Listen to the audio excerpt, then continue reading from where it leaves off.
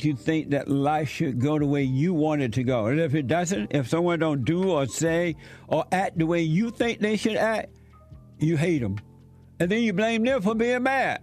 It's the darndest thing I ever seen. But it's amazing to see it. So relax.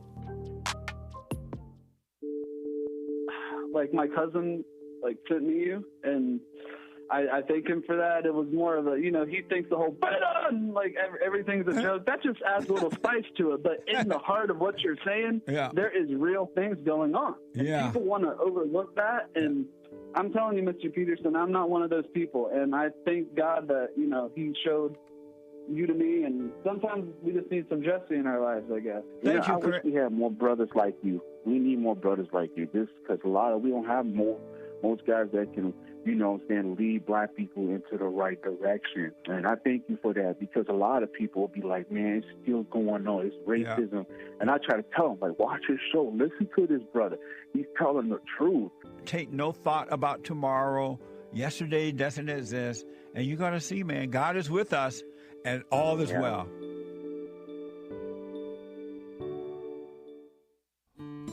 We have a counseling service, and I have to admit, thanks to God, it is the best counseling service on this side of heaven. I counsel with men and women, families, individuals around the world. Most people are unhappy, they're miserable, they have rough lives, they're depressed, suicidal, young and old, of all races. I understand, I know why, and I do understand it. Because exactly what's happening in me is happening with everybody outside of me, inside of them. And I've noticed that with those who really, really, really want to understand, they overcome it just like that, out of one counseling session. If you need counseling, you can go to rebuildingaman.com or call 800-411-2663. 800-411-BOND. Best counseling service on this side of heaven.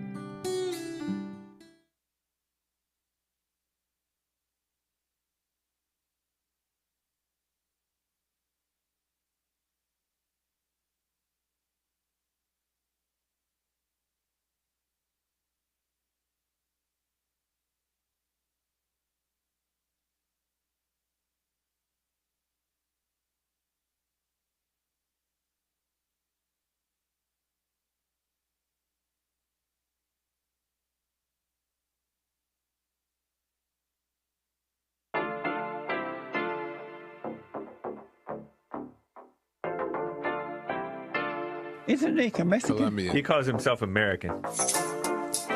What is this? Anchor Baby. And in this corner, it's the American Anchor Baby. Daddy's home. That's an offensive term. People find that hurtful. You mean it's not politically correct? Excuse me. I'll use the word anchor baby. He's an anchor baby in Canada. Tell him we still rolling with Trump, too. Anchor baby, the whole thing sounds horrific. You're just making it sound like immigrants are these horrific, greedy people. Ustedes pueden aceptar mi negocio o aceptar las consecuencias. Plata o plomo. So you would be considered white, in my opinion. You the blackest one in this room, I think so. And what happened was his mama got pregnant on the other side of the border, and then a few hours before, just before it was time for him to pop out, she jumped across the border and let him fall on America's soil. So he became the anchor baby. They don't call him the anchor baby for nothing. Amazing. We like this anchor baby, right?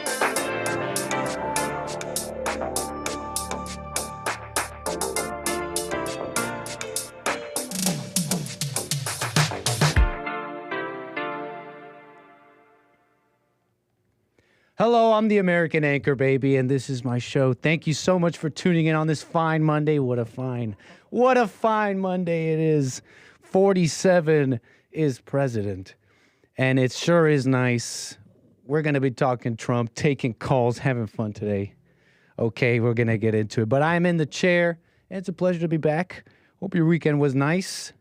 Hope it was restful, whatever. But it's, like I said, an absolute pleasure to be back on this Monday with all of you. I'm sure you guys want to talk about this or that, and you can call me, 888-775-3773. We might jump into the the ceremonies. I see Kash Patel talking right now. We'll see if there's anything interesting, and we'll see if we can catch it a little bit here live. As the president has become, Donald Trump has become the president, and that was just a few hours ago.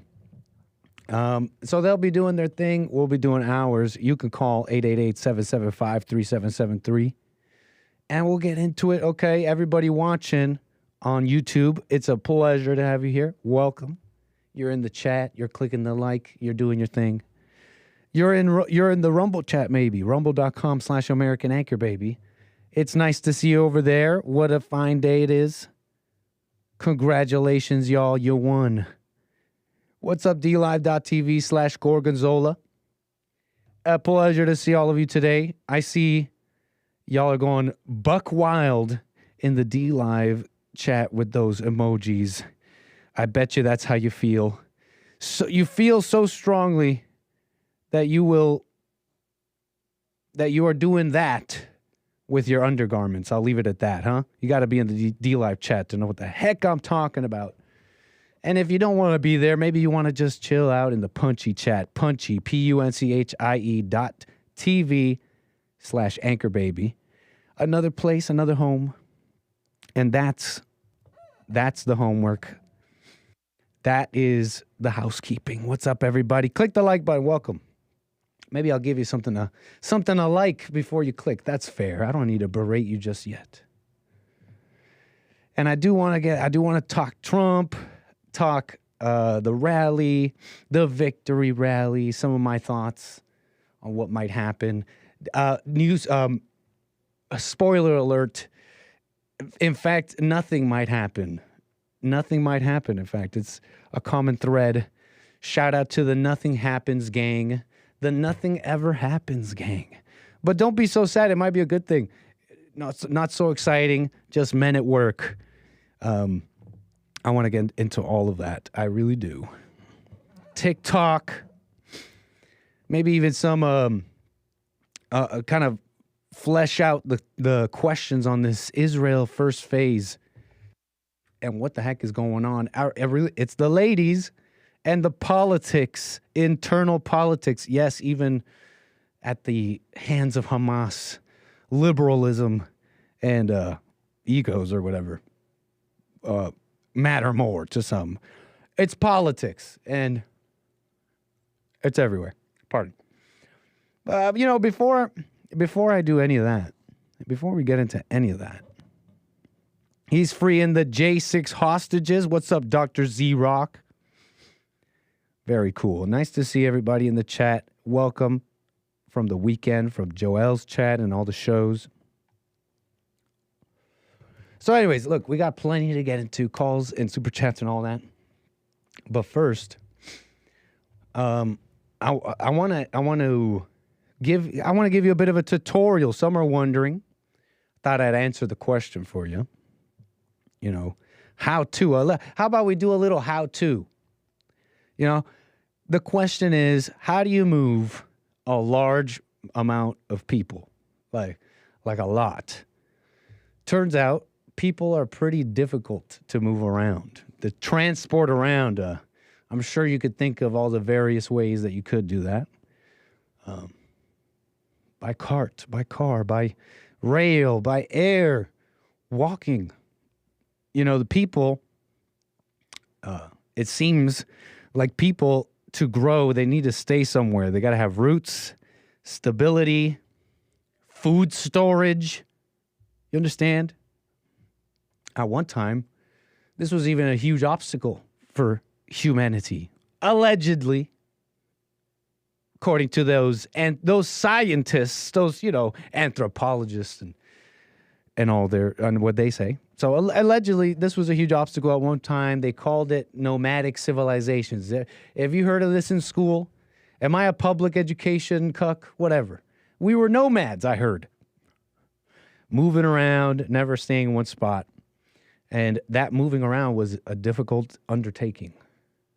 It was a huge obstacle to growing large families, being bigger. I heard we were little tribes, bands of people, right? Okay, so you want to move a large amount of people. You want to move a large mass of people. Well, first you got to pick your method, right? Let's say you're Moses. So you're Moses, and you got to bring the Israelites to the promised land. What did it say in Exodus? Let me see. Exodus 12:37. And the children of Israel journeyed from Ramesses to Succoth. Someone might help me with pronunciation. About 600,000 on foot that were men beside children. 600,000 men. You can imagine maybe that's more. I don't know, biblical math. 600,000 men is the same to us, right? The Bible, 600,000 is still 600,000 to me. Maybe someone can educate me. But I guess we can assume that 600,000 men, add women and children, you got a couple milli, maybe, estimates. And you're Moses, and you got to take all these Israelites across a giant desert. It's literally a giant desert. The Sinai Peninsula. They go to the Promised Land, to Canaan. How do you say that? Did they really travel this path? It's what the scholars say. But it looks like a nasty path. It's desert. It doesn't look easy. Doesn't even look easy in 2024. Looks beautiful, though. But it doesn't look easy. Deserts looks difficult. 600,000 people. You're Moses. You got carts. People are walking. You got the wheel. You got the power of the wheel. And you got donkeys, baby. But it's walking. You're walking. You're walking. And not only that, you're Moses, and you're taking these sorry people. These are some sorry people from what I read. You know, they're like, oh, Moses, man, you should have left us with the slaves, man. At least we had bread. And then they get to the land, and Moses is like, and they're complaining to Moses, like, oh, Moses, why did you bring us to a land of no figs, no pomegranates? And Moses got ticked, and he strikes the rock, and the water springs forth. But because he got ticked, he struck that rock, and he wasn't allowed into the promised land. That's pretty nasty. Don't get mad. It's okay, 40 years out in the desert. What's the survival rate on this one, boys? What are we looking at? After all that, 0.003%? Out of 600,000, only 2 entered the promised land. Did you know all this? I didn't know all this. This is fascinating. Two, Joshua and Caleb, 2 people out of 600,000. Not even Moses went into the promised land.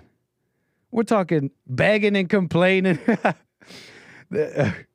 There's literally no evidence. Okay, maybe you're a better scholar than I, Kevin Howe. Just play along a little bit. We'll get to more recorded and maybe examples that you'll be okay with. Can we play along a little bit? We're having fun. No calls right now. 888-775-3773. Joshua, Caleb, 2 out of 600,000. Sounds like it was pretty tough. Caleb and Joshua, the ones with faith. Hey, see, Sal, that's cool. I'm here getting the logistics of the Exodus, but why were Joshua and Caleb the only ones let in? I read about how Moses and others weren't. Anybody know the skinny on that one? Let me know. Maybe you can call me. Joshua and Caleb, the only 2 let in. Okay. Let's say you don't have the same challenges as Moses, okay? You don't have the same challenges. Let's say instead, you're in Ireland, okay? You're in Ireland. It's the 1840s.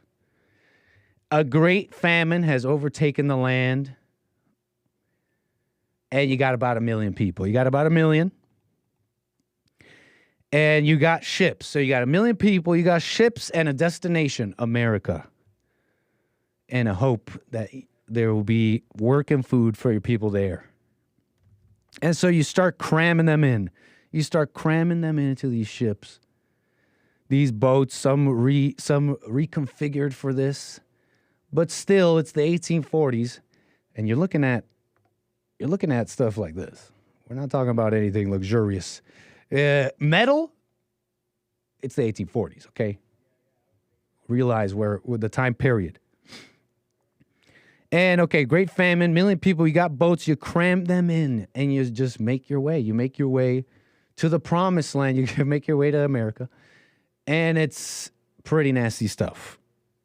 They start arriving, and the Americans start calling these ships coffin ships. The coffin ships are arriving with mortality rates as high as 20% in some of these boats. And all you were trying to do was move some people. Oops. All you were trying to do was move some people. You were just trying to move them. They wanted to be moved. They wanted to go. And it was difficult.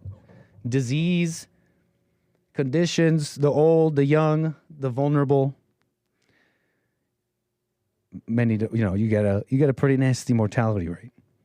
And these were people that wanted to go there. Logistics.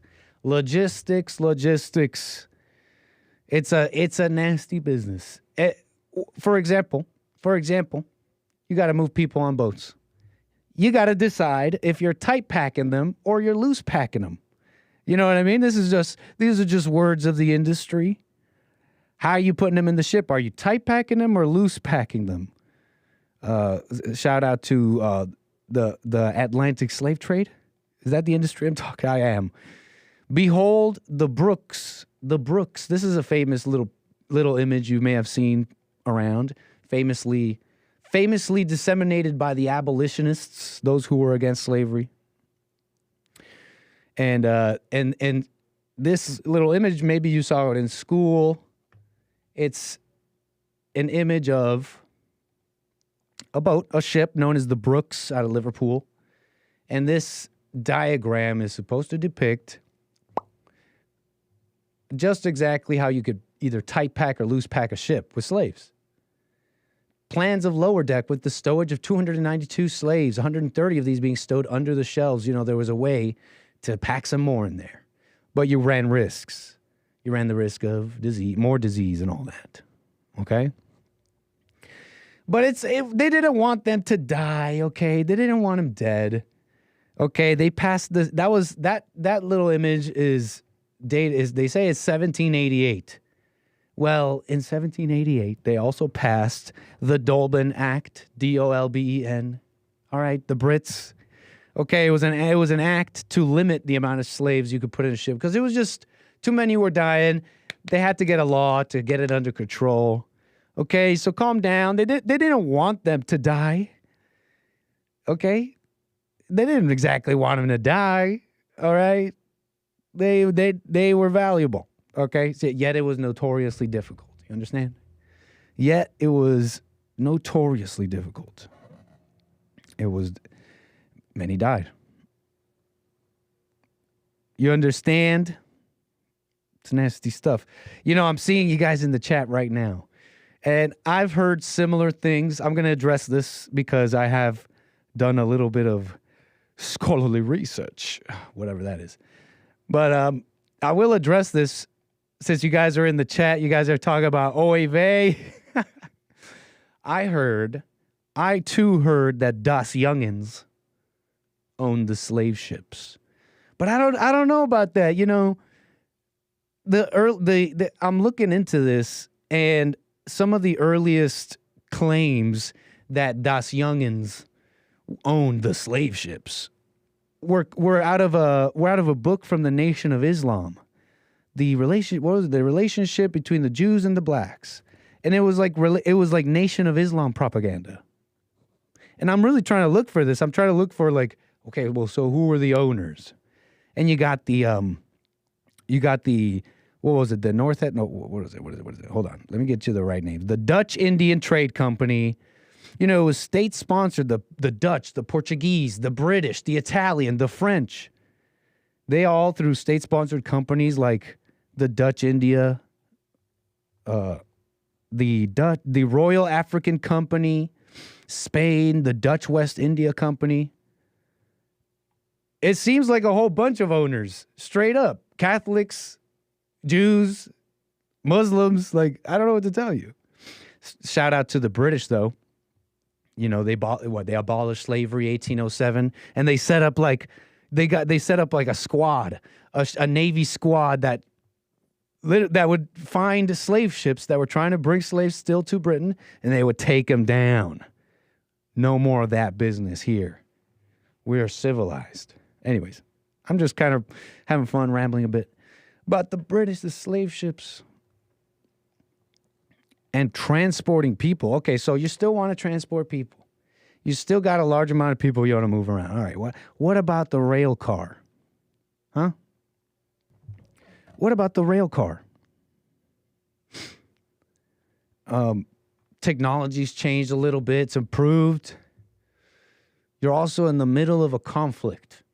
You're in the middle of war. Your nation is at war. You're Stalin. And your regime has designated Chechens, Crimean, Tartars, some Germans, and other people as enemies of the state, that they're disloyal with no chance of rehabilitation. No chance. So you got to pack them in the rail cars and you got to send them to Siberia, start sending them other places. Can't be trusted, whatever. And you get on the undertaking, the plan. You start putting them in the cars and they start dropping like flies. But this was planned out. This was planned out. You guys had the food. You guys had the provisions. But yet, all the plans laid out, never thought the German force would invade so deep into Russia. During the dead of winter, supplies, morale, suddenly these prisoners, these enemies of state to some, merely people to others, weren't so important. You know what I'm saying? It just suddenly wasn't so important. And it becomes a mess. People die. You start realizing the perpetrators of these atrocities that you hear about.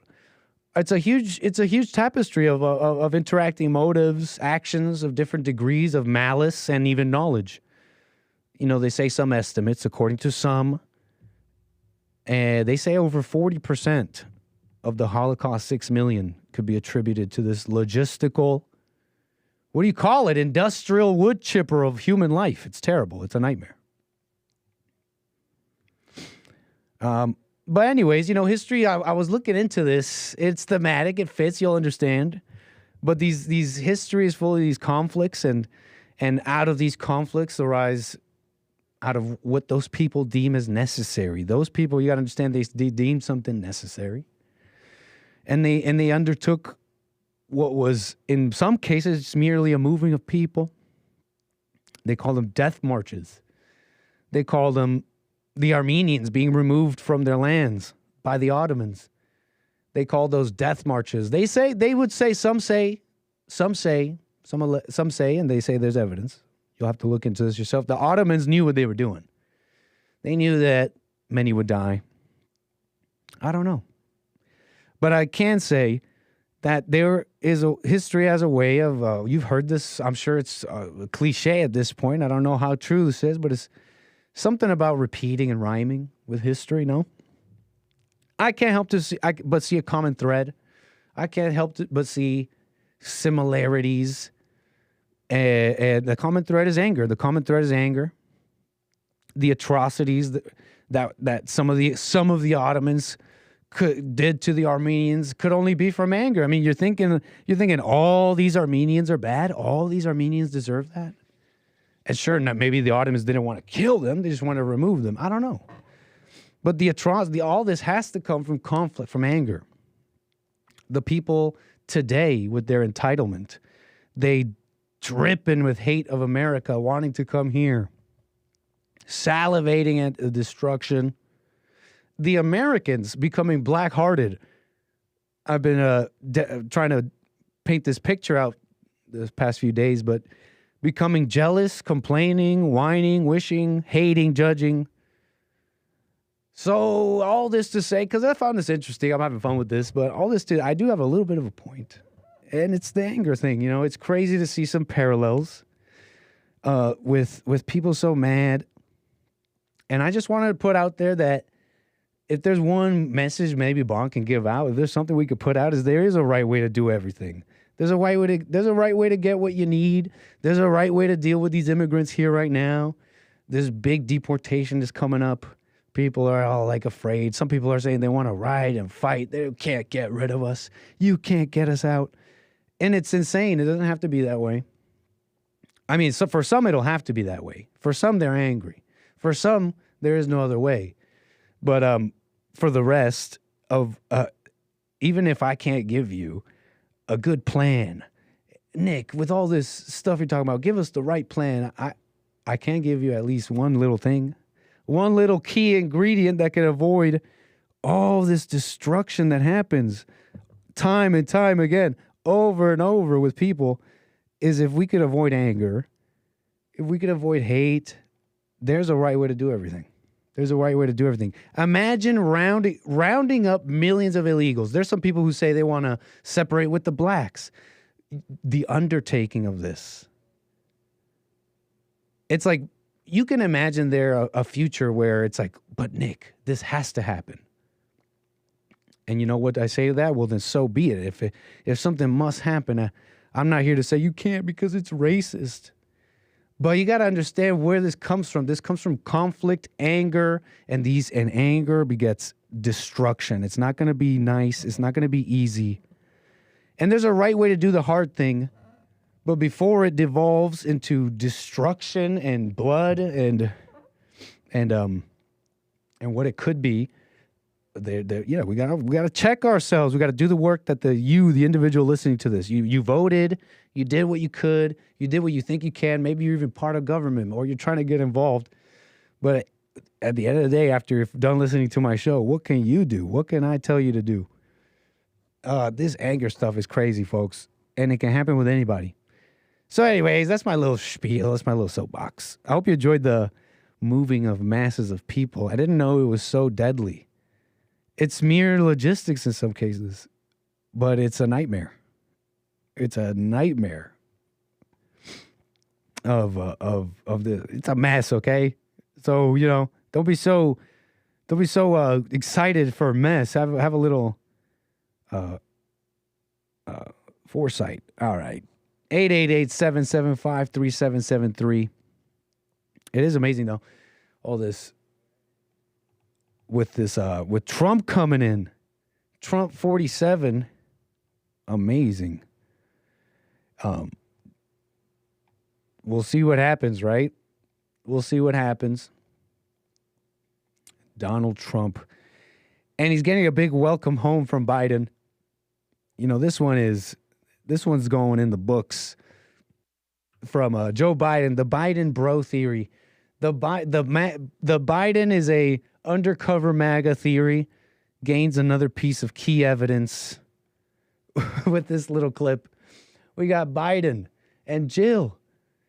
Biden shouting, "Welcome home. Welcome home. Daddy's home."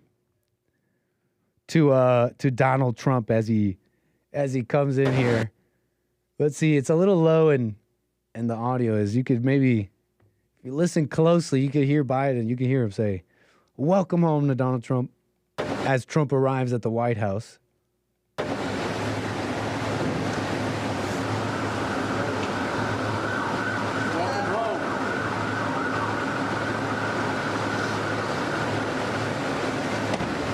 Welcome home, baby.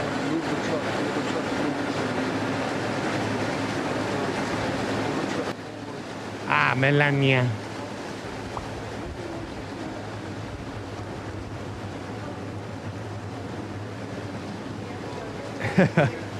Yes, sir. Nick preparing us all for Trump's death marches. Yeah. So so when they start marching, don't be dismayed. It's for, no, I'm joking, immigrants. I'm glad Trump's the man in charge to handle all this. He's talking about a big deportation. He's talking about amazing things. And he's talking about the next 30, 40 years. I want to get into this. a little bit. But yeah, Donald Trump, Melania right there. Biden smiling, greeting the Trumps. Biden's a bro. Come on. Tell me I'm wrong. Biden's the homie. I know my theory falls apart when you realize that Biden, or at least his administration, and I leave some space. Maybe there's Biden and there's Biden the administration. Biden is still a bro. I'm leaving hope, but word is that he's doing major sabotage. You remember when I reported on Ukraine, deep Ukraine strikes in Russia? They basically allowed how do you do this? They allowed the Ukrainians to shoot American long-range missiles, ATACMS, deep into Russia, a major escalation. So many said this was a nasty move to make negotiation, which Trump has said he's going to do as soon as he gets in, with Russia difficult. You can imagine. You can imagine how difficult that is, right? You're like, okay, everybody calm down. Can we talk? And then Zelensky gets a bag of crap, lights it on fire, throws it in, runs away. They're like, okay, we can negotiate. What do you want to negotiate about? What a mess. There's some vested interests in staying in Russia and all that.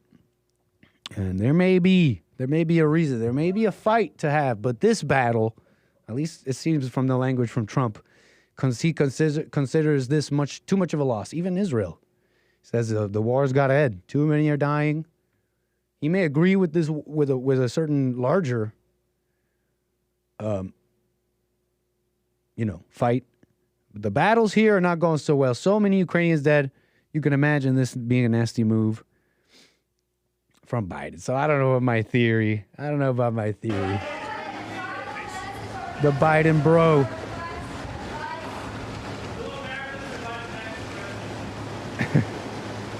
Dementia puppet smiling. Come on.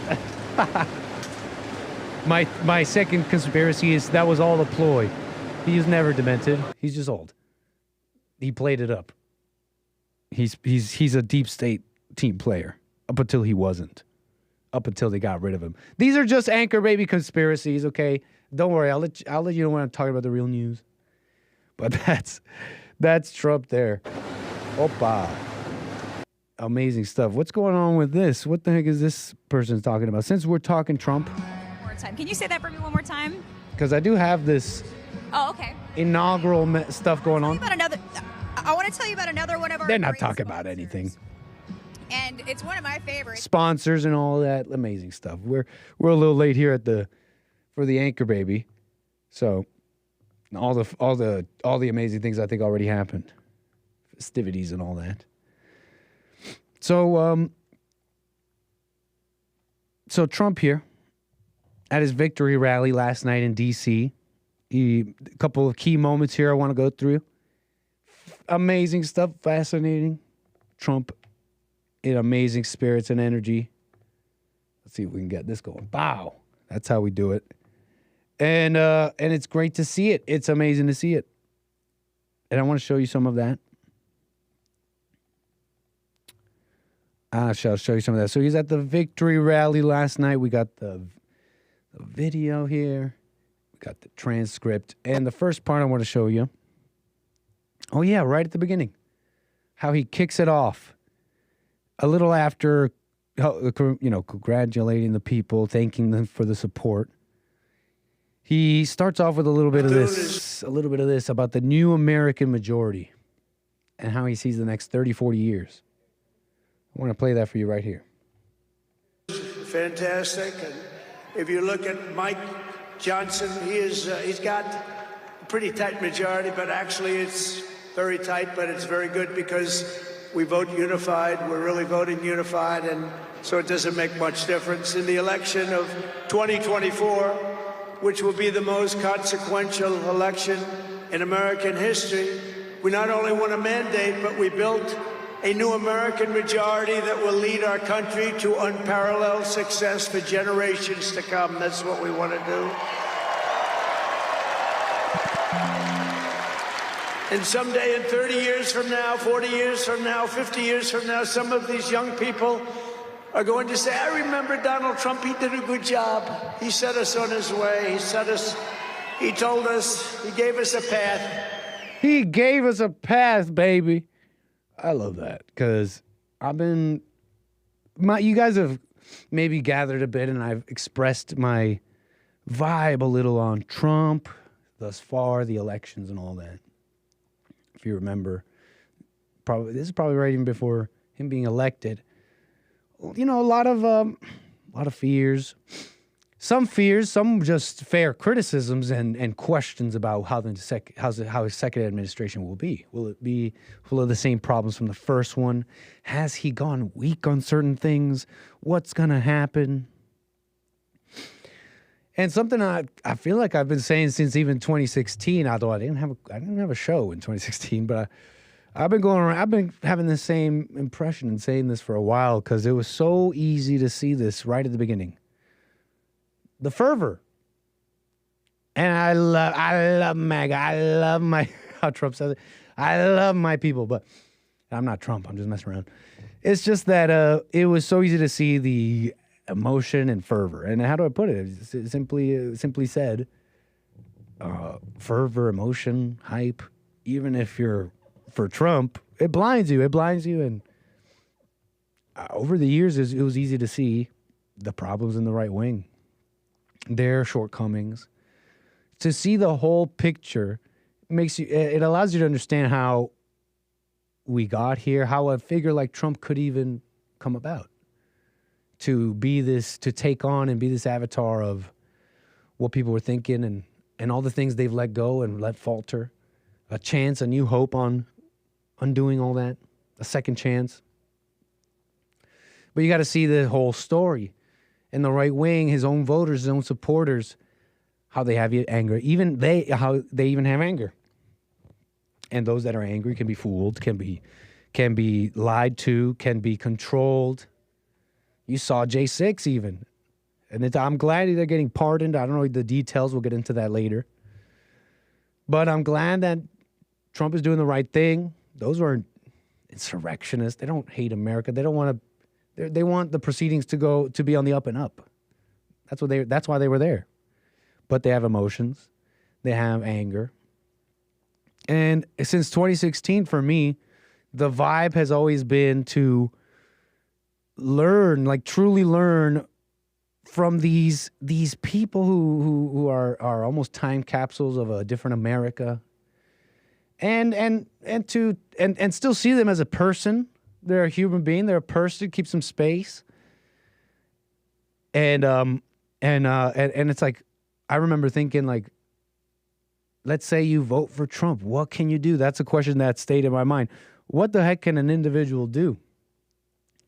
And it's so clear that it's to be competent and be okay. To be okay, overcome your hell, to put it simply.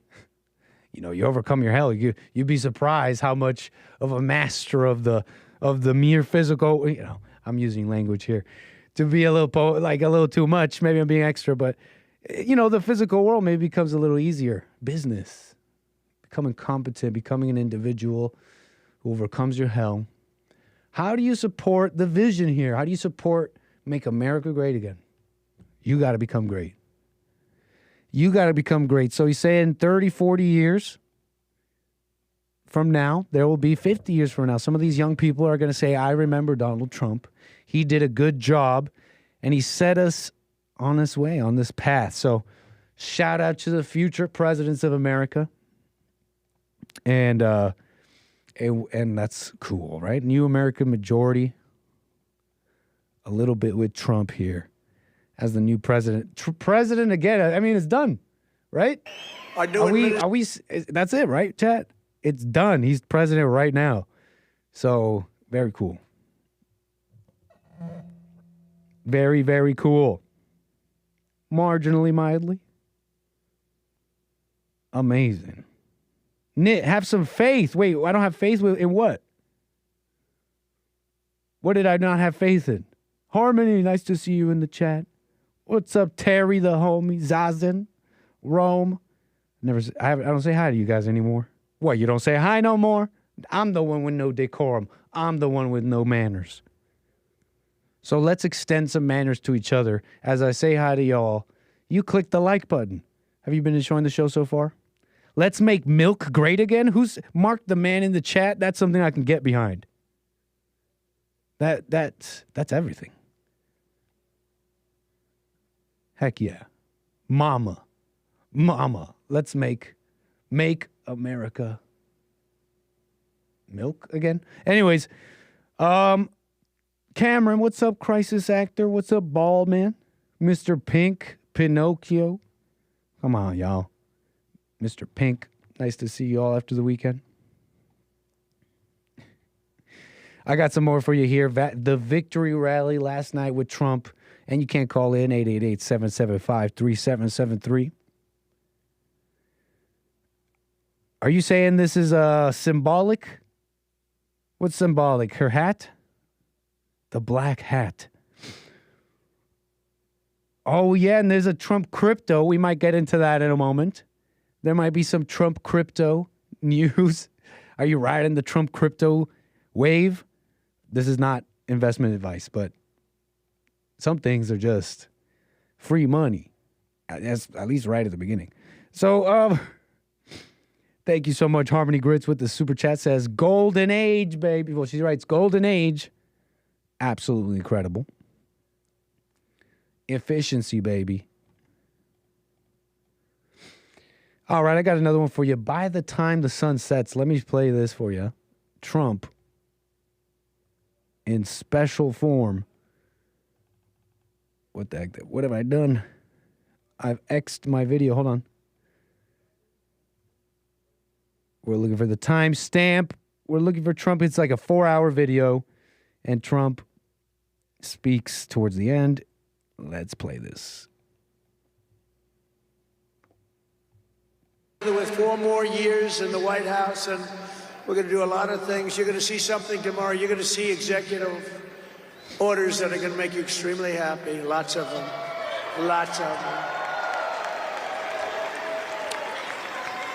We have to set our country on the proper course. By the time the sun sets tomorrow evening, the invasion of our borders will have come to a halt, and all the illegal border trespassers will in some form or another be on their way back home. Think of it. We've allowed millions and millions of people into our country through open borders. No checks, no vetting, no anything. Millions and millions of people. And lots of those people are murderers. 52% of them killed more than one person. Wow. Other than that, they're quite fine. They're nice people. These are rough people. Remember, I used to say these people are rough. And they would say, no, these are illegal immigrants. They're very safe. I said, they're not safe. Look at what's happened with Venezuela, where they're sending these gangs in and they're taking over apartment complexes in Colorado and then cutting off the fingers of a man who had the nerve and desire to call the police. He said, you Incredible. want to call the police? Bah, guess what? You have no fingers. Bah. These are rough people. And bah, guess what? You have no fingers. Bah. And it's cartel violence. It's totally insane. That South American violence. What's up with that? I swear. It's like, you want a dictator? Get him from the what's up with the Spanish blood? It's like they just want to have sex, they just want to race mix, they just want to kill, and they just want don't get me started with the indigenous malice, that mixture, the tribes, the indigenous, you want child sacrifices, mixing, and then you got dictators. You know, you ever look into the story of Pablo Escobar? It's essentially the story of one man in his cartel with such a ridiculous amount of power and money that he almost took over a whole country, almost made it a whole country and its resources his. And a huge, giant country, much bigger than Colombia, who had basically been the stewards of the world, who had said to the world, hey, them's the rules. Nobody invade anybody. We don't mess around with each other anymore. Everybody has their borders. Whoops, we spoke too soon. We're totally going to bring the CIA into Colombia and end this cartel business. 80% of cocaine going. Like, yo, it's crazy down there, okay? It's crazy. And so, yeah, the violence could get crazy. They're chopping the fingers off. And Trump is saying no. And I don't see any anger in this. I don't see any hate, any anger in this. they say 8 million to 10 million alone under Biden's presidency alone have come in illegally. And so we're talking about a lot of people. You know, he's saying he wants to get rid of all of them, these criminals at least, and we'll see how it goes. But that's really good already. That's really good already. You ask the anchor baby, I want to see a shutdown of the border, legal, illegal, and a restructuring of some things in America, even if it hurts a little bit, so that we could go America first all the way. So that being said, this is really good already, and I trust Trump on this. I don't see him with anger. I don't see him doing things in a terrible way. And what must happen has to happen for America. I trust Trump for that. I really think it's just going to be maybe a million or two to start, and then we'll see what happens. Because, again, it's like almost 8 to 10 million in just Biden's time. What do you do, right? You take in any of all of what I was saying at the beginning, you realize, as morally justified as you even may be, at removing tens of millions of people, it has to be done with a non-angry heart. Somebody has to do that right, because it's going to be a mess. So anyways, what else about this? Amazing stuff. By the time the sun sets, folks, that's what he said. By the time the sun sets tomorrow evening, that's today, the invasion of our borders will have come to a halt, baby. You're getting deported, Nick. All right, this may be my last show in America. I'm just saying, folks, and you know what? I'll pack me in the rail cars, tight pack me, loose pack me. I don't care. I mean, I'm gonna care, but on a bigger, like, bird's eye view, I'll be pack me in, and I'll leave with a tear but a smile. I'll leave with some tears, but I'll leave with a smile. Whether you tight pack me or loose pack me, whether I get typhus or not, I'll go with a smile. 𝒔𝒐𝒄𝒊𝒂𝒍� and I will make our exodus through the desert. We'll find our promised land. We'll find our way. God, we'll find our way as long as we don't hate. We'll be protected, right, 𝒔𝒐𝒊? You understand this? So this may be my last show in America. We'll find out just how deep this deportation goes. I'm crossing my fingers a little bit that we deal with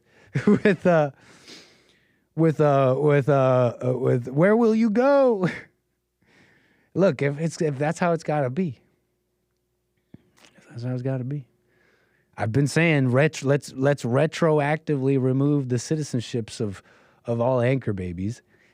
And you know, I'm saying that, and you guys are like, oh, that's funny. And there's a bit of a humor in there. But that's not necessarily a bad idea. You don't even necessarily have to forcibly remove these people from your country. You could just remove their citizenship and not let them be in the government. I think that'd be a really good pathway. To look at the 14th Amendment again, realize how it's been abused, how that's not ever how it was meant to be, pick a date, and then from that date, retroactively remove all those citizenships. And those people can be residents. It doesn't even necessarily have to be a mass removal of people, of something of which would be quite an undertaking, difficult. Many would die, maybe even. Depends on how willing they are to go, logistics. Wartime, will other countries declare on America for something that crazy? I don't know. I doubt it. But look, you see my idea? It's a little more serious. I'm not just saying that. Like, it's not such a bad idea. Retroactively remove the citizenships. That way they can't be in government. They can't become president, run for government, run for office. All these foreigners who hate America, even if they like sort of love America, somewhere along the way they agree with the liberals and they just vote. They vote for open borders, vote away the cops. So that's an idea for you. That's never how the 14th Amendment was meant to be used. And South America, people are saying, where will Nick go? Will you go to South America? I don't have a Colombian citizenship. I don't have a Colombian citizenship. I have an American citizenship. I was born in America, but I'm an anchor baby. My parents abused the immigration laws fair and square. Okay. What is sorta love America as nation state? I'm thinking of immigrants who aren't even necessarily like communists, 1691, America, blah, blah, blah. But you ask them and they're like, yeah, you know, gringos, white people, yeah, they hate us. Or we need more stuff. No, we need a politician that fights for the Hispanic vote. Or crap like that. So retroactively remove any citizenships. You can still be part of it. You don't necessarily have to go. You can still love the country, be an amazing guest, work hard, earn for you and yours, give back to where you're living, give back to America and the community. You could do all those things. I don't have a Colombian. Oh yeah, so where was I with everything is fake? But you have Colombian blood. That blood never goes away. So I might have to get educated on this, but I don't have a Colombian citizenship, but I do have Colombian parents, or one Colombian parent. And if you go into the Colombia Constitution or whatever, that's essentially the requirement. Like, you can't just go to Colombia and be a Colombian. You may be able to earn money, property, some sort of residency. I don't know the exact pathway. But to be a Colombian, you have to have Colombian parents. And I don't know the exact laws or rules, but I bet you, and I've heard something like this, that I can go to Colombia and say, hey, now let's say I don't have proof. Let's say I haven't talked to family in a long time. I have no documentation. There may be a way to prove it. I don't know the exact nitty-gritty details. But some way of showing that I had Colombian parents, I think I'd be able to live there, maybe even be a Colombian. I don't know what to tell you. But you could take that how you will. You could take that how you will. If we're still playing this hypothetical, where does the anchor baby go? Should they not only just remove illegal immigrants, but they go even further back and undo the 14th Amendment and even get rid of anchor babies? Like and anyone who doesn't have a true citizenship, you gotta go. Following this hypothetical, where does the anchor baby go? I feel like so many would assign a morality to this, like where I'm supposed to go. Obviously, I would go where it's the most convenient for me. Duh. It's a economic thing. Unless I was really into this, unless I really had something on, I don't know, some idea, unless I really had this belief that in my body there's Colombian blood, and if I go there I'll find a Colombian woman. I don't know. It's like, those are just ideas too. Those are just more thoughts. So I'd go where it suits me better, where I can go. I'd probably go to Canada. Shout out Canada. But what's the point? What the point here too is, you go where you see to go, where it suits you the best, and you do your best wherever you are. I know it might be easy for me to say right now, but how can the answer be anything else? Tell me where I'm wrong. 888-775-3773. You know what I'm saying? Imagine having this morality, like the Colombian Constitution, my Colombian blood.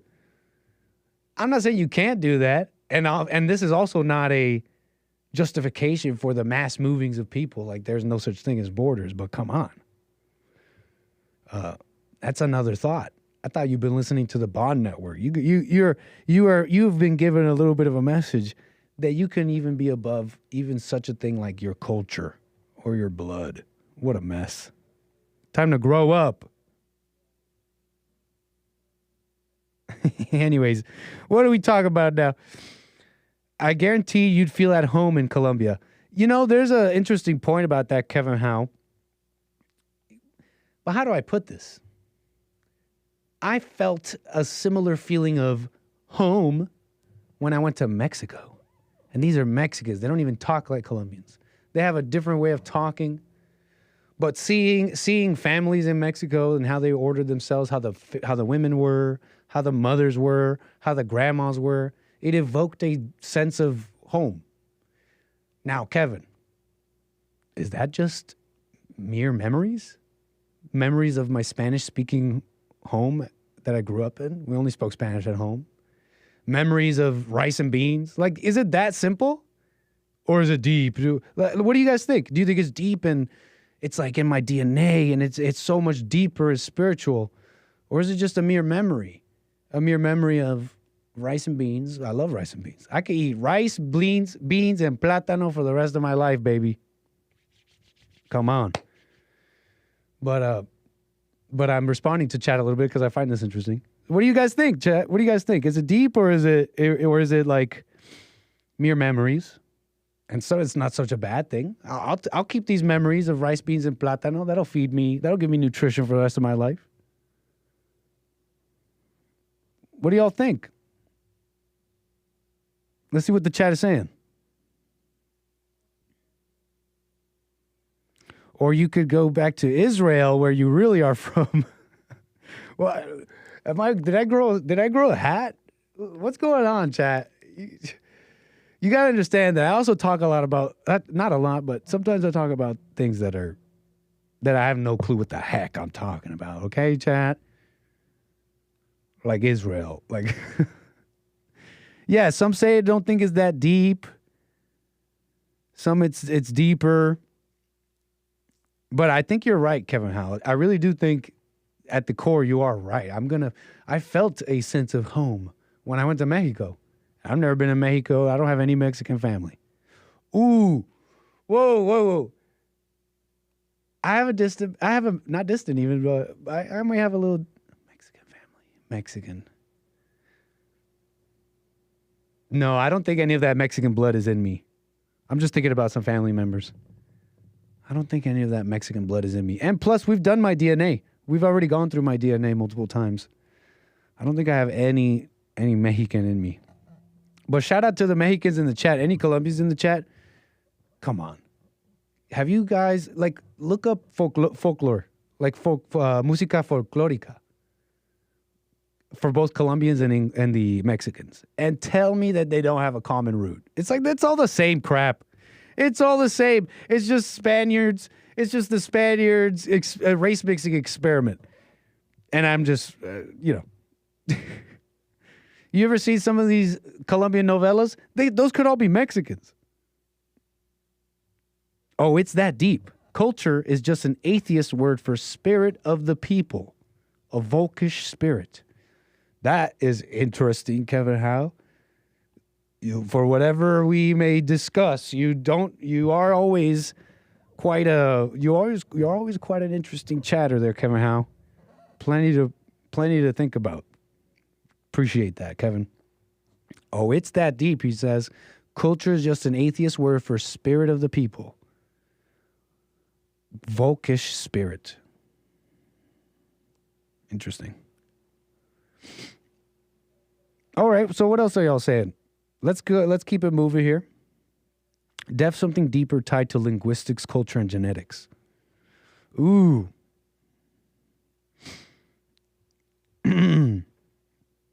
Interesting. Nick looks too tall to be Mexican. I'm whatever there's different peoples in Colombia. There's like the Antioqueños, and they live almost walled off by their own geography, mountainous regions that have helped them even keep like a isolated culture and language and style. So much so they kind of only like each other. Then you got the black people, those Barranquilleros, mixed with the Moors and the Arabs and the blacks. I asked my mom a long time ago, Mom, these are both Colombians, but tell me the truth.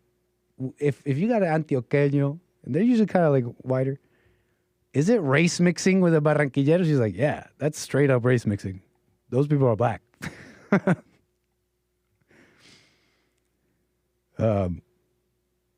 So anyways, a little bit of the world there for you. Maybe you found that interesting. Let's see here. What else was I doing? 888-775-3773. You want to talk about whatever you like. I do want to continue a little bit with Trump here. this was going around, and it made me chuckle. Should I chuckle at this, or should I have a little bit more of a wagging finger, like, "Hey, that's funny, but that's not very Christian"? Or am I being a killjoy? Am I being annoying here? What do you think? A young fella with a MAGA hat is asked, "What do you think about that? What's your message to all illegal immigrants?" Young MAGA-hatted boy. What's your message to all the illegal immigrants?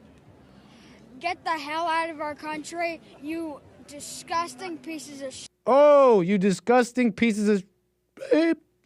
I'm sick. I can't falsetto. I used to falsetto beautifully. Oh, no.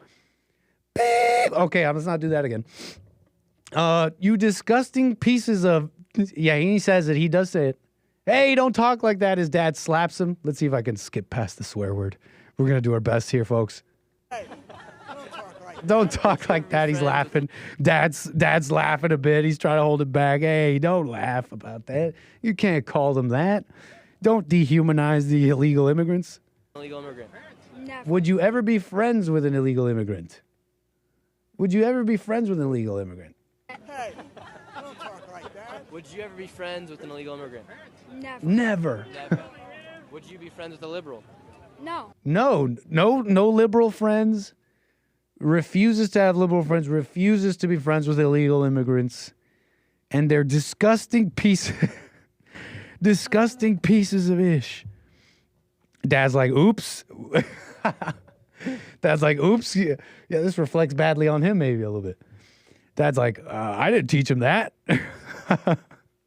Horrific, greedy people. We need more of these kids, says Thor mode. Based? Is this a based kid? That kid watches the Hake Report for sure. Whoa, flat Earth victory. If anything, that's one of the cleanest, kid-friendly shows ever with great messages. And sometimes there's a slip up. He may have learned it from the Hake Report. A simple no would have sufficed. He'll be president one day. That's fine. Is this kid Fed posting though? His dad's got to teach him about Fed posting though. You know what I'm saying? He cussing because, we don't want to hurt them, right? You disgusting! Get the hell out of our country. We can all agree with this notion, right? We can agree with the fire of the youngin' here. Get the hell out of our country, you disgusting pieces of shit. He's just a kid. He's just a kid using his little ego, getting all excited and hyped. And, he's just a kid, It's maybe a little unchristian, no? You're supposed to love all people, no? And that's one of the things they say about Trump, MAGA, and all that. That it's really hateful. It's really hateful movement. It's that they're hateful, that they really, some of the craziest things. You saw AOC even went as far as to say that even this bill to stop men in women's sports, nothing about the women in the men's sports. I guess nobody cares about that. But the men in the women's sports, a bill to stop that, AOC's like, the reason Republicans want this. And this is what she's thinking and saying out loud. This is how crazy it is. That it's a big ploy, and it's all meant to hide their true intention. And the big reveal? That she quickly says. She says this quickly and moves on from it. They should bring her in front of the Congress and be like, what's your evidence? Like, no, like get to it, or you're not in government anymore, because this is ridiculous. And the big reveal, she says, yeah, they just want to examine genitals of people. These sickos, what they really want to do, it's not to stop the transgender sports stuff, but it's this one down here, the fine print. You see right here where they get to examine genitals? That's what they really want to do. You sick woman in the government. Yeah, sick Sick people. But they say this about the movement, about immigration, about this desire to close up the borders. And what has always been the refrain, and it should remain really, and maybe we should almost remember it a little bit. We should remember the refrain that it's not a hate thing. We don't hate them. It's about doing the right thing. It has nothing to do with hate. Nothing at all to do with hate. Never, ever fall for the bait, especially now. And there's going to be so much of it. So pay attention. Be aware. There's going to be so much of it. But don't fall for the bait of hate, of being goaded into, yeah, so what I do? Yeah, I want, I want, they're coming here and they're raping our men and women. So yeah, I want them all dead. Like, don't fall for the bait. That's not true. If you agree with me at all, that's not true. We don't wish harm, death, or anything. We just want the right thing to be done. You don't have to like them. You don't have to like them. You don't have to, you just got, so, just a little mess here, a little video here. I don't think the young guy there he's just a little guy, ego, hype. If anything, all the people around him, imagine they've had decades to become old and crotchety and just crusty, nasty people judging. So, yeah, don't worry so much about the little youngin'. Shit. Oh, oops. Don't worry so much about that. Worry about yourself, okay? And the example you're giving the youngin', huh? Because he's getting that from somewhere. I don't even think it's that bad, but hey, don't talk like that, says Dad. You disgusting piece. No dehumanizing language. Little guy. Amazing. All right, so they're gonna round him up. They're rounding him up. They're saying, no, we're gonna protect them. They're saying, actually, some of them are saying they're self-deporting. And they're just doing it themselves. Like, why are we've been living this hard life, being sort of documented, undocumented, they say. Being pretty documented here. Reports are that they're self-deporting. Long lines outside Homeland Security office in North Carolina.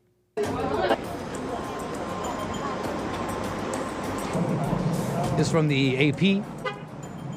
This footage. I'm sorry to leave you out here. People wait in the cold for hearings ahead of Trump's inauguration. Something that is, usually people don't have a fervor or are really that motivated to show up for these hearings. You've heard of this. Catch and release. They come in. They're not supposed to be here, but we're going to do it all legal. And while you do all your legal court proceedings, you could just be in America and you'll follow the rules and you'll show up for the dates, right, Mr. Illegal Immigrant Person? Right? So anyways, they got a new pep in their step, a new fire in there behind to get over to these centers. Immigrants worried about Trump's deportation plans leave the U.S., according to the AP. Oh, buddy.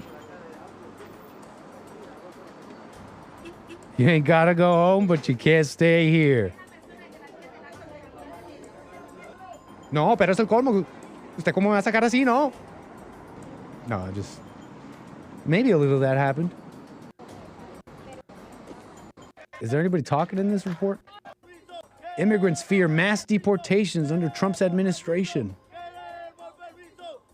Remember all these caravans that were coming and they were praising Biden? Do you remember that?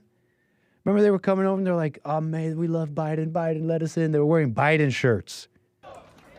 They were wearing Biden shirts. Éxodo Trump. Trump exodus. Somos migrantes.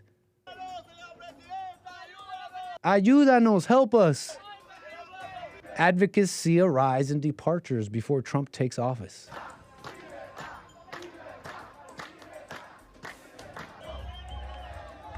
Yeah, this looks over there somewhere. It does not look like America.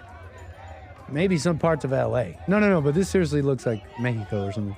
No data on self-deportation, but historic patterns emerge.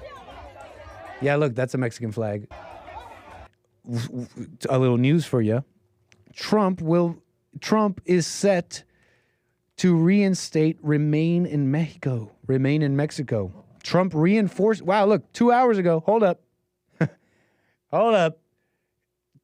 NPR reported 2 hours ago. It may very well be, folks, that things are happening as we speak. 2 hours ago, Trump reinforces use of his Remain in Mexico policy. If you remember, Remain in Mexico was wildly successful at curbing a whole bunch of, because it was used in tandem during the COVID restrictions. And Trump was able to curb we're talking legal immigration too. It's around 14 to 15 million visas. You can imagine how many of those continue on a pathway to citizenship, if not illegal, being just illegals. 14 to 15 million visas are given like every year. Trump got rid of like 98% of those. It was thanks to COVID, but also largely thanks to Remain in Mexico. If you remember, Biden, the first day he got in, he got rid of Remain in Mexico and stopped construction of the wall. So that tells you how important and effective it was. So NPR, Trump reinforces use of his Remain in Mexico policy 2 hours ago. President Trump is bringing back enforcement of a policy that would require some asylum seekers at the southern border to wait in Mexico for their hearings in a U.S. immigration court. Policy, which created and implemented during the first administration, resulted in tens of thousands of migrants waiting for extended periods, protocol, etc. Move is among several orders aimed at increasing border security and disincentivizing migration to the United States. Amazing. During the hearing, Democrats criticized the policy as a driver of criminal and cartel-related activity. There's always a problem with these people. But we can't do that. So that's it. CBP One app. You may have heard of this. This got some major controversy, especially when they were doing some debates. And it came up how the Democrats have essentially turned something illegal into and made it legal in a sense. You know, normally crossing the border without proper documentation, all that it's a crime. But if you download the CBP One app, you can basically tell them ahead of time that you're doing that, and you're basically you're submitting advance information, and now you're documented. CBP One allowed undocumented aliens to submit advance information, schedule appointments at 8 Southwest border ports of entry. You know, just make it way easier. Let them all in, open it all up, making it way easier. So that's the story for you. Already being done with Trump here. Oh, incredible. Okay, so that's that. As the sun sets, we'll see what happens to the acre baby. I'll let you know when the sun rises tomorrow. And you'll know. Then you'll know. But we'll have a smile on our faces. Trump has said he would pardon January 6 defendants on his first day, maybe in the first 9 minutes. He said maybe in the first 9 minutes. Is there any news on Trump and January 6ers? Trump announced, let's see here. Nothing yet, I don't think.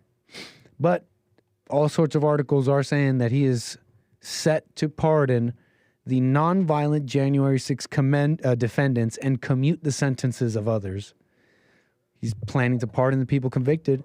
Like I said, of the nonviolent offenses, the Justice Department is also expected to move in court to dismiss cases that have not yet gone to trial. Trump has not yet signed an executive order, but is expected to do so Monday. There's the day the sun has still not set. More than 730 people have been convicted of a misdemeanor offenses in connection with January 6th, according to the latest Justice Department estimates. Wow. Further, there are about 300 prosecutions still pending in court as of Monday.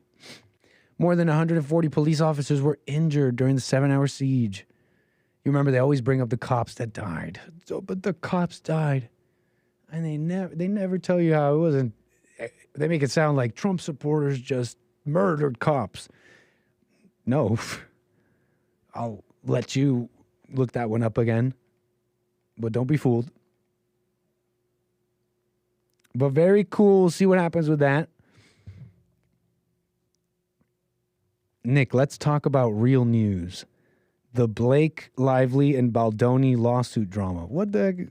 Don't do this to me. Is this some Daily Mail stuff? I may have heard something about this. Accusations of abuse. CSAL made me. CSAL, here I am reading chat. I might look into it. We'll see what happens with that. January 6th. What else about this? Incredible. You know what? I want to give you a little bit of my prediction. A little bit of a different kind of prediction. Let me give you this first, though. What's going on over here? Something interesting is happening on my screen. Inauguration ceremonies.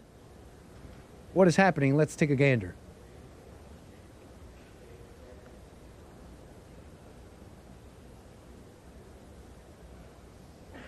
I think it's a moment of silence.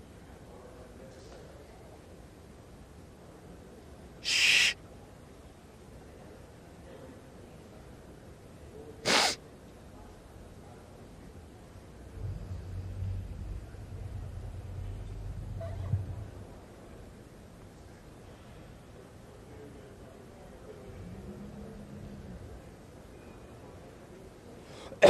Oh, sorry. Excuse me.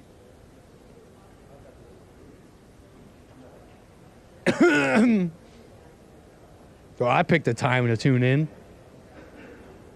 All right, we'll let them have their moment of silence there. I don't know what this is.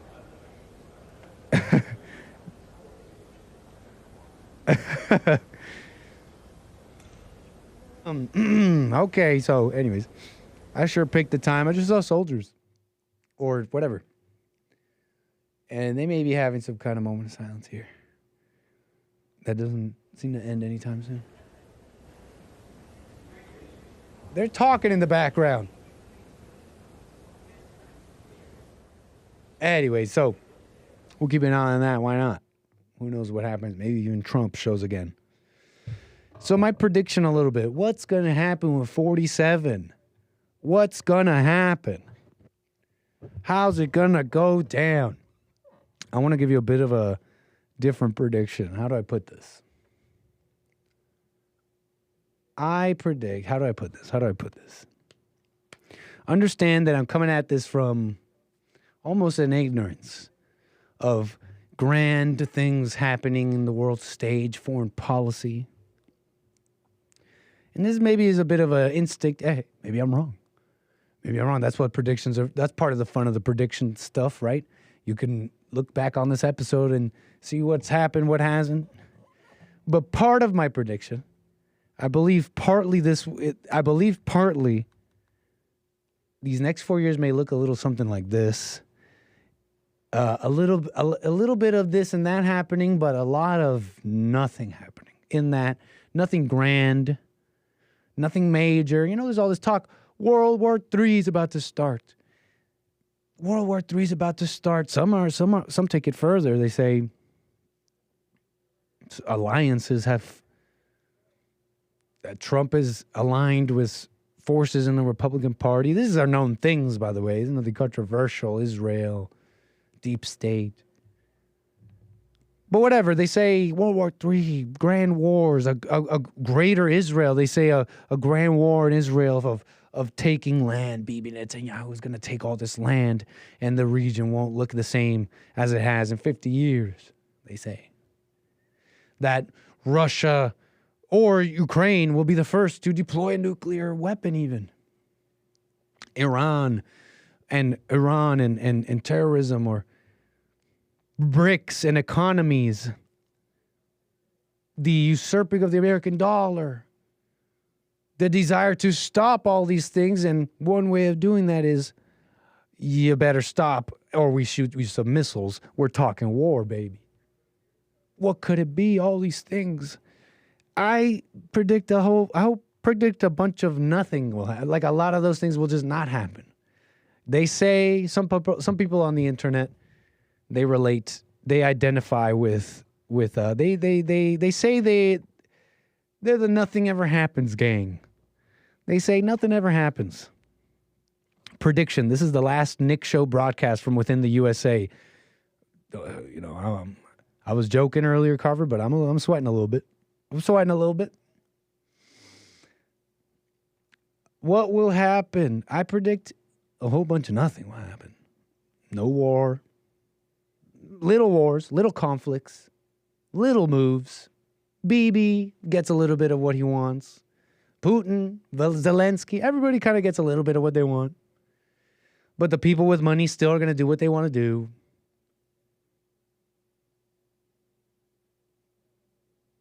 And it's going to continue. And nothing's really going to happen. It's not going to be a war. There's going to be a lot of yelling and stuff. There's going to be a lot of complaining from all the stuff that's not happening. But this was supposed to happen. That was supposed to happen. But really, not much will happen besides some pretty, some boring drilling for energy. You got Snoop Dogg, the celebrities, the big tech people. They're all cozying up to Trump. They're all kissing up to him. What am I trying to tell you with that? It's just going to be boring. Not, how do I put this? In a good way. The celebrities are going to be like, these people generally, we're for business and competence. We're not for racism. They'll have their fights. But the companies, the CEOs, the big corporations, they've shown their allegiance. They see where the wind blows, where the money's going to go. And so it'll be 4 years of making money if you're smart, if you see the opportunities, complaining and whining if you're a loser with anger, and then a whole lot of nothing. What do you think, chat? I feel like no wars, no big crazy things. All these people with their ambitions, Putin, Bibi, and all the things, the plans, their plans have become way, way longer now. What do you guys think? That's kind of my little impression, my little prediction. It really won't be much other than that business, making money, drilling, the border, and a lot of people really agreeing with those things. The celebrities, some of even Hollywood, the Jewish liberals, the rhinos, and some fights and all that. But that's my prediction. And the Panama Canal. I'll leave that out of my prediction. Irish Repub 84 says it will be anything but boring. I mean, you guys remember the first term. It was pretty. Think about the things that happened, like George Floyd. The half of the country saying, you know what, no more cops. No more cops. Racism. The media going crazy. The media going nuts, like beyond nuts. Politicians and rhinos all showing their faces. It's all deep, dark, and corrupted. COVID, the lockdowns, which all happened by accident, right? But yeah, I don't know. It feels like this. Have you seen this? It's like the vibe shift has happened. Look at Snoop Dogg. You guys got to take a peep. This was Snoop Dogg in 2017. This is Snoop Dogg in 2017. Watch this. Just to get a taste. It's like the hate's not there. Or you know what I mean? The hype, not the hate. The hate is always there. Even the people who say they love usually have hate.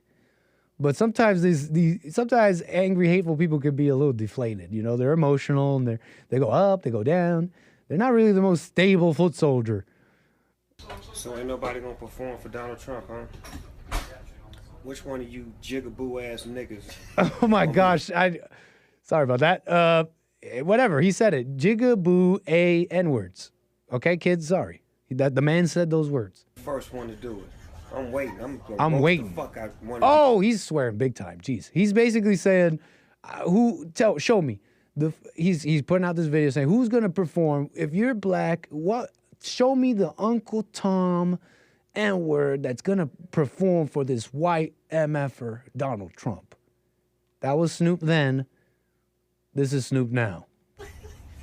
At about noon, just thought that I had to be in Hampton soon.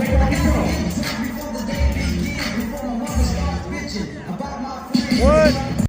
Snoop Dogg, from mock assassination to inauguration, legendary rapper.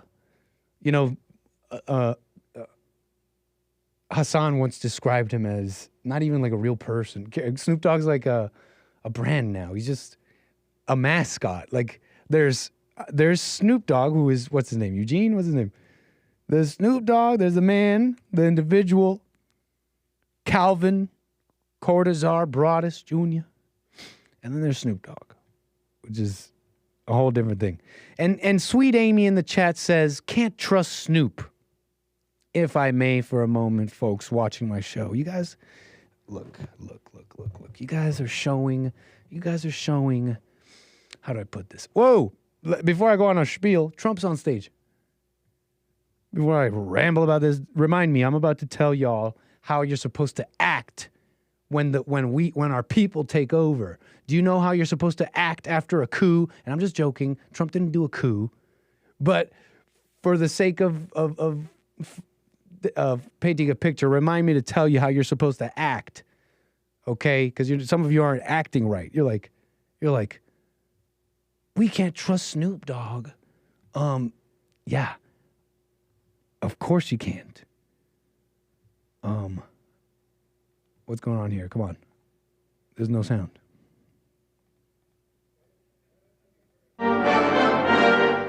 Oh! Let's go.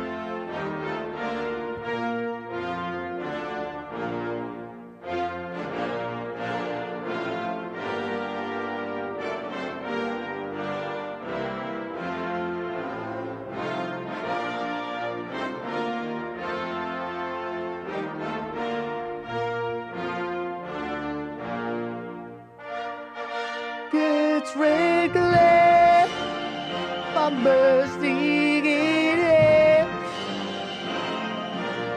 through the night. Who's still there? Spangled banner, yeah, wait.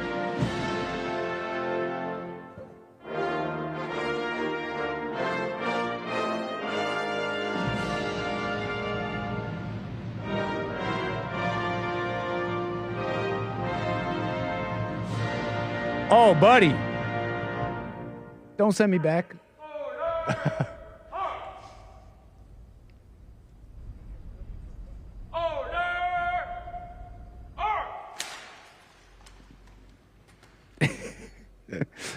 I was giving you guys the Super Bowl version, the black Super Bowl version with way more energy.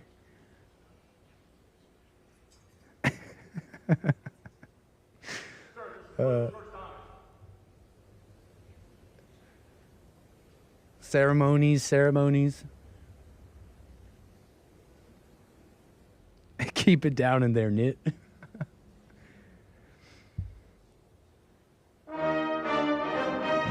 Hail to the chief.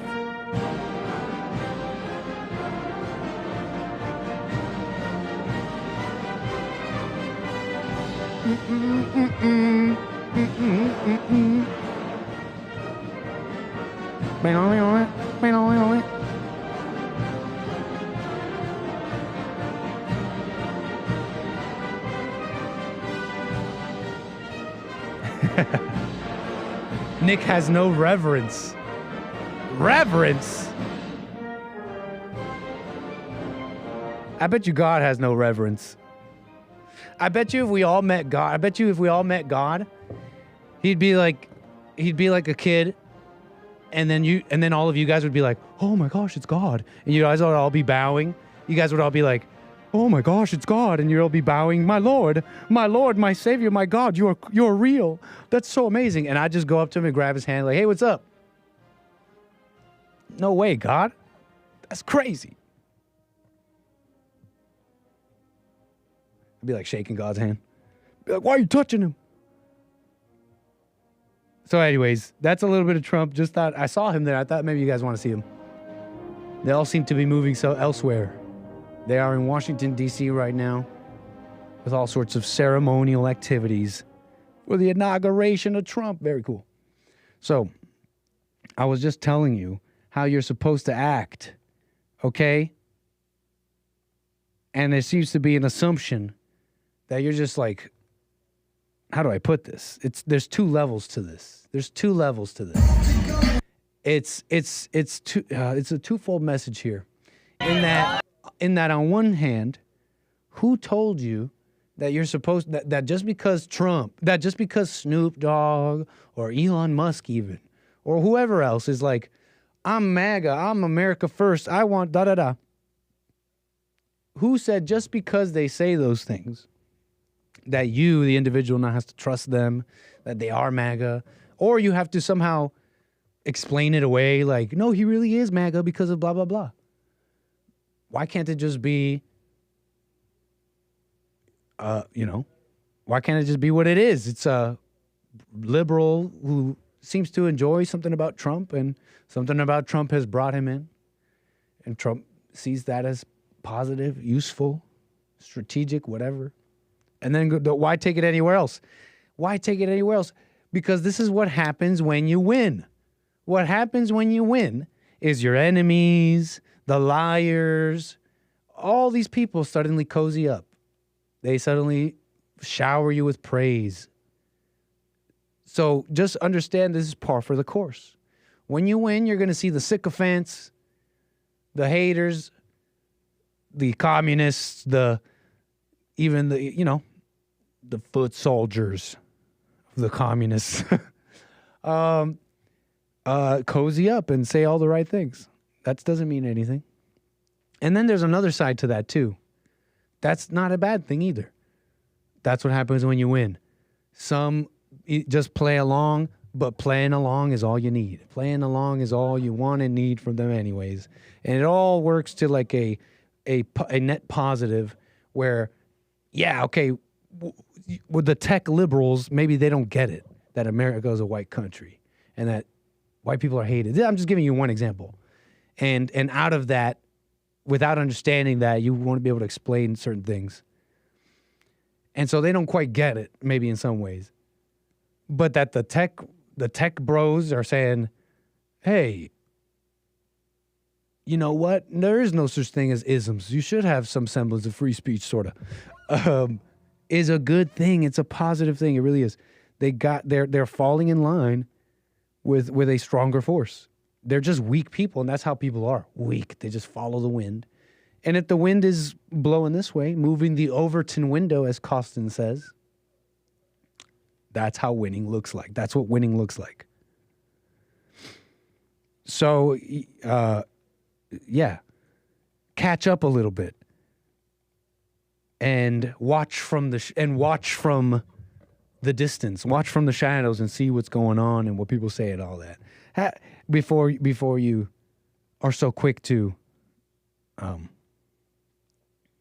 so quick to act and conclude who's on our side, who isn't, and ringing the bell. Watch from a distance. This is what winning looks like a little bit. It works out in your favor when people see your opponent as two-faced. Absolutely, sweet Amy. Spoken like a strategist. What army do you want to lead, sweet Amy? General Sweet Amy. Strikes fear into the hearts of enemies. Okay. So that's a little bit of the switch up for you. We accept it. We accepted all the brand new people into the big MAGA umbrella. You're part of the family. And just like family, you know, they're annoying. They're annoying and they don't know what they're talking about. So just, we do what we do. All right, y'all. How about TikTok? Let me tell you a little bit about TikTok. The story and the news was what's going on with TikTok. Is it going to get banned? Trump's on the screen again, though. Let's just see, just for funsies. Then I'll tell you about TikTok because Trump is saving even TikTok.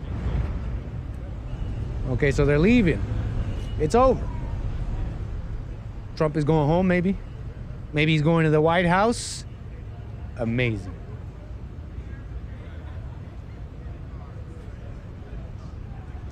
Playful banter. Very cool. So, he's talking about TikTok. You heard about it. It was set to be banned and in fact, I heard from some of my coworkers that it was it was removed for a little bit, but it was shortly brought back. TikTok, I don't know, should I be able to open it right now? I don't know what it looked like when it was temporarily banned, but I've opened TikTok on my phone right now, and it says, "Welcome back. Thank you for your patience and support. As a result of President Trump's efforts, TikTok is back in the U.S." So imagine that, from backing a ban to saving it. You remember TikTok was in the first term, I believe, in his first term. That was some of the thoughts here. It was already even in the works. They started this process and these questions on what TikTok is, ByteDance, and its removal. Almost went through. But, you know, after going dark for users this weekend, Trump said on his social media site that he would issue an executive order after he's sworn in for his second term on Monday, delaying a TikTok ban so that we can make a deal to protect our national security. He said the order would make clear the companies will not be held liable for violating a law that aimed to force TikTok's sale by its China-based parent company. Hours later, the app returned. And Trump was saying, you know, there's just too many jobs. You know, too many people get their income from it. So he wants to make a deal. If you remember when I brought up the TikTok's bans and all that, I was trying to express to you the true motivations behind it. Besides the expressed motivation of wanting to protect the children, for example. They said the social medias had a very detrimental effect to the children. And part of this was an effort in protecting them. If you remember, those were some of that alongside the straight up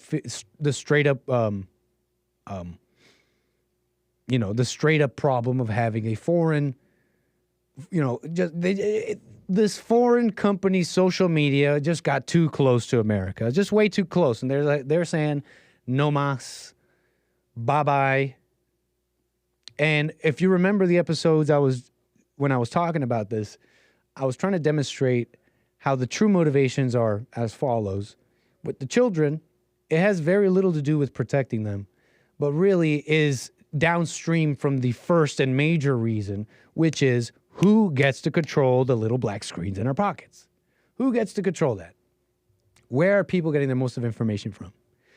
And it wouldn't be so much of an issue that a Chinese company has something like TikTok in America if America had something like that and as popular in China. But they don't.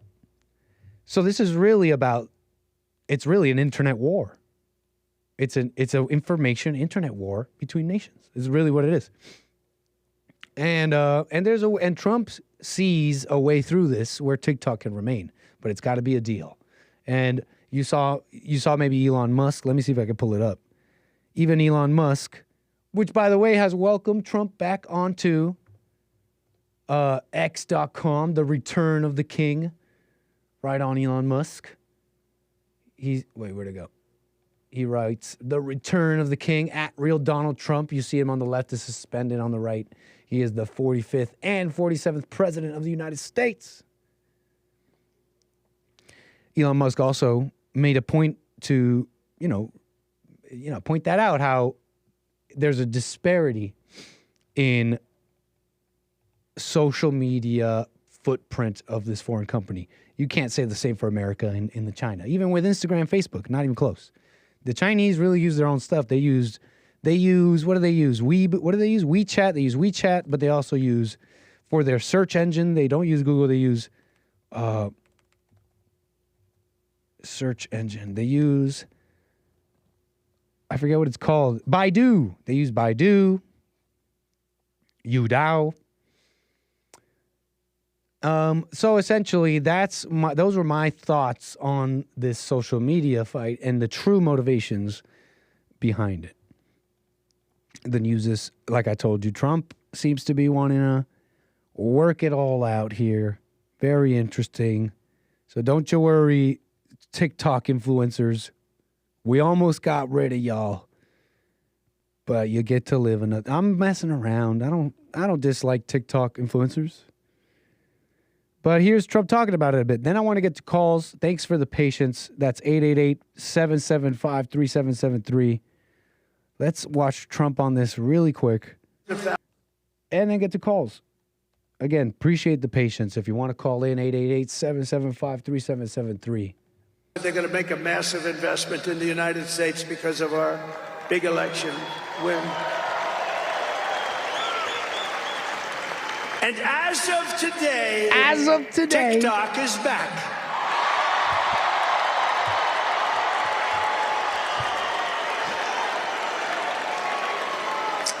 So, I did a little TikTok thing. We have a guy, TikTok Jack. He's a young kid, like 21 years old. And we hired this guy, and I went on TikTok. Can you believe what I'll do to win an election? And yeah, the story goes too that after the election, TikTok took a special place in Trump's heart after hearing about how positive his reception is on TikTok. They say there's some based people on TikTok. There's all this, it's a different company, so you understand there's all sorts of political talk that's allowed there that isn't on the other social medias. We went on TikTok. And Republicans have never won the young vote, the youth vote. They win a lot of votes, but they never won the youth vote. We won the youth vote by 36 points. Oh, there you go. So I like TikTok. I like it. He's a simple man. I love it. I like it. I had a slightly good experience, wouldn't you say? Romney lost it by 40 points. Not so long ago, we won it by 36 points. That's a very big spread. But I said we need to save TikTok because we're talking about a tremendous... Who in this audience goes with TikTok? Many? Yeah, very popular. And frankly, we have no choice. We have to save it. A lot of jobs. We don't want to give our business to China. We don't want to give our business to other people. And I said, TikTok without my approval, meaning the president's approval, because Congress gave the president the right to make a deal, do whatever he wants. And they did that a long time ago when they had a different president. They didn't know that I was going to be the president, I guess. So I said, very simply, a joint venture. Let's make a deal. If TikTok is worth nothing, what's up, Canada in the chat? Without an approval. If you don't approve, they're out of business, they're worth nothing. Right? I mean, it's just how negotiation is. They have the perfect situation. You either are like, let's work something out, or there's no deal. We're talking trillions. Don't exist. $1 trillion. They're worth some crazy number. So I said, I'll approve, but let the United States of America own 50% of TikTok. I'm approving on behalf of the United States. That's something so like... So with a certain perspective, let's say, especially if you were maybe ByteDance or China, you'd almost be like, this is like mafiosi. But this is awesome. This is America first, It'd be a different story if you had a similar situation with America's stuff over there in China, but it's just not. It's just not. So how about we do it like this? We split it, baby. We split it so that money could... Genius. Well, I mean, I don't know the deets, but I'm just whatever. We're just hyping with Trump right now. So a little bit more on this, and I want to get to Rick out of Hampton, Virginia. Thanks for the patience. United States, and they'll have a lot of bidders, and the United States will do what we call a joint venture. Let's go. And there's no risk. We're not putting up any money. All we're doing is giving them the approval, without which they don't have anything. So, I don't know. It sounds like that works. What do you think? Good? So whether you like... That's like, if you took it out of their perspective, if he says, that sounds good, there's like almost no claws, no barbs. But if you, on a certain perspective, and I don't personally take it like this, but I can see someone who could, it's very aggressive. It's not as, and it's awesome. So let's get to Rick out of Hampton, Virginia. What he thinks about all this and anything else that's on his mind. Rick, thank you so much for calling the Anchor, baby. It's a pleasure to hear from you. You're on the air. Rick, Hampton, Virginia. We got Rick. Do I have you muted? I thought I heard you there, Rick. One more time. Rick, Hampton, Virginia. What's up, Rick? I thought I heard you there. What the? One more. Last time, Rick, Hampton, Virginia. Go. We're going to let you go. All right, sir. I don't know what happened there. But, Rick. What's up, Rick? We love Rick. He's not at his phone, though, lately. Thanks for the patience, Rick. Maybe I had him on there for a while. But 888-775-3773. If you want to get it off your chest here in the last few minutes of the show while we see what's going on with all this. 47 is here. I got something else for you. But what the heck is this? What's going on over here? They got ceremonies going. Oh, well, that's whimsical. That's a clarinet.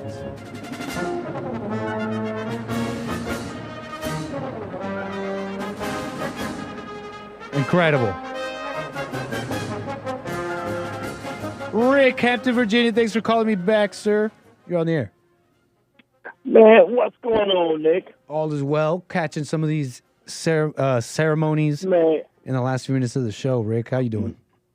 Man, I'm sorry about that, man. I lost the signal, man. I called you back as quick as I could, man. All right, thank you for that.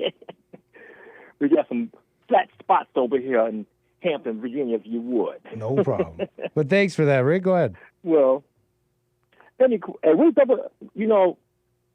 so funny when President Trump got elected back. When Biden won, they saw him left and had to turn right back around and welcome him back in the White House. Yeah. What do you think about that? Well, I have a personal theory, and it's purely for fun. But I have a personal fantasy that Biden somewhere turned MAGA. You saw him with the MAGA hat and Joe Biden wearing the MAGA red dress the day of the election, I believe. And all these little moments. Yeah. I have a personal fantasy that Biden somewhere along the way actually became MAGA and is welcoming Trump with open arms. I saw him say, welcome home. Did you see him say, welcome home? He was very nice to Trump. Despite what the Democratic Party put, I had to include him in that bunch, too. They threw him, from the court cases all through, from him getting assassinated. I know God had his hand on Trump, man. He had to, man. Mm-hmm. And if nothing else, man, Trump never quit. He just kept on coming and coming. And I really pray that God bless his administration. Truly. Because he went, most people would have quit, Brother Nick. They would have quit. Yeah. They said, man, it ain't worth it, man. Now they messing with my family. They tearing my reputation. They trying to take my wealth.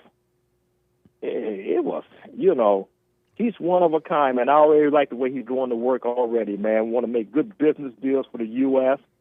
I love it. What about your take, Nick? I agree, man. And there's something interesting about what you're saying, because it seems to be And I don't want to say why Kamala Harris exactly did this, but it seems to me just how Biden, to your impression, it seems he's being quite nice to Trump. It seems to me like you could also be quite rude or just very not nice, like when Kamala Harris declined to invite Vance for the courtesy visit. You know, it seems like this whole tea time, they did a little tea. They had tea, Biden did, with Jill and Trump and Melania. These seem to be ceremonies and traditions. And so you could say maybe Harris just didn't want to do it, but you could maybe say she's quite salty about it. So the possibility is there to be quite salty. And so I wouldn't put it past them. So to see Biden be a little nice and all that, at the very least, he agrees with the peaceful transition of power. But maybe my fantasy isn't that far off. He kind of likes Trump. He kind of likes him or as at least welcoming him, especially after the snub, that many call a snub, when they went with Kamala instead of him for the re-election. Yeah, that's what I see, man, because, I even think the first election was, well, I better not say that on YouTube. You know where I'm going with this. Rick, I think we can read between the lines, and you know what? I don't know what those lines say. I don't know a single thing. I don't know anything. How about that, YouTube? Go ahead. I understand they use massive mail fraud to really steal the first election. You're supposed to keep it no words.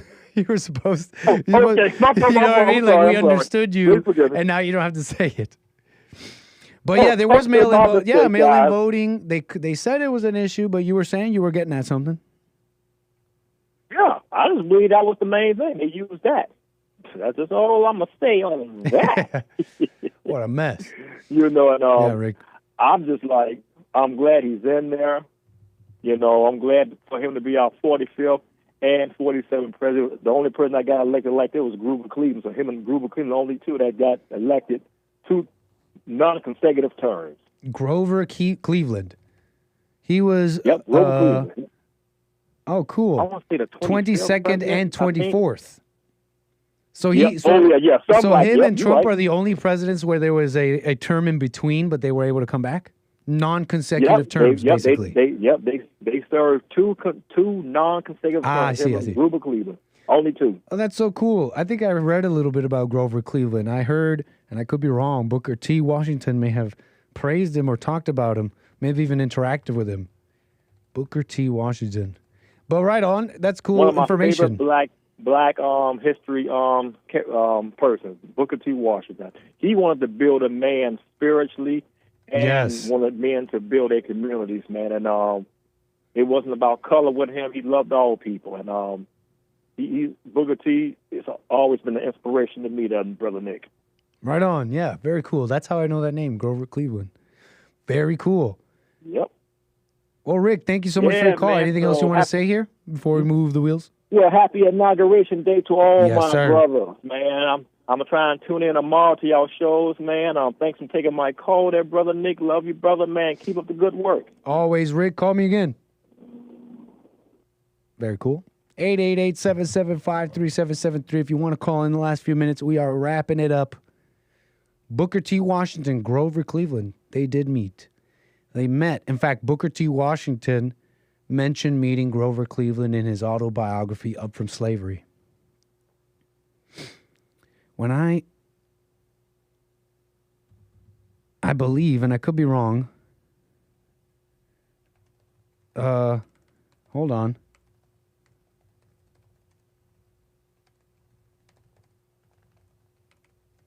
Was this the cast your bucket moment with Booker T? No, the interaction between Booker T. Washington and Grover Cleveland is not directly tied to Washington's famous cast down your bucket where you are message. The phrase comes from Washington's 1895 Atlanta Compromise speech, delivered at the Cotton States. In the speech, Washington urged African Americans to focus on economic self-reliance, vocational training, and cooperation with whites instead of pushing for immediate social integration or political rights. Man, that's deep. While Washington's interaction with Cleveland showcased his ability to gain support from influential leaders, the cast down your bucket idea was not directly linked to Cleveland. Well, there's a little education for you, but they met. And Booker T wrote about him in Up From Slavery. So, very cool. Amazing names. Amazing. So what else here? Let's check the super chats here before we go. All the supporters here. Thank you so much, Terry Strange, with a happy MLK Day, Nick. Let the white kids say Enga. Yeah. You know they gonna say it anyway. They say it like every day. So let the white kids say Nga. Let the white kids say Enga. White, black, yellow, brown. How's it go again? Terry, how's that song go? Everybody is a Enga. White, black, yellow, brown. Everybody is a... White girls, I ain't tripping, boo. White man be my Enga too. I don't fight hate with hate. Keep the hate out my face. People be so amazed about what I'm about to say. Everybody is an N-word.